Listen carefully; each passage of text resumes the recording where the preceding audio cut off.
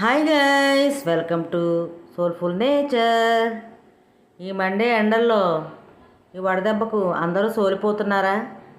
అయినా కూడా ఈ పువ్వులను చూడగానే మన మనసు ఎంతో ఆహ్లాదకరంగా ఉంటుందండి. ఇంకేమిటండి అవి? మల్లెపూలండి. చూసారా? ఈ మల్లెపూల్లో పందిరిమల్లి, బొడ్డుమల్లి అని చాలా రకాలు ఉంటాయండి. చూసారా? ఈ పువ్వులను వాసన చూస్తే మంచి ఆహ్లాదకరంగా ఉంటుంది. ఒత్తిడి నుంచి ఉపశమనం కలుగుతుంది. ఈ మల్లెపూలను ఉపయోగించి కాస్మెటిక్స్ రంగంలో సెంట్లు, అత్తర్లు తయారు చేస్తారు. అంతేకాదండి, సబ్బులు కూడా తయారు చేస్తారు. చూసారా?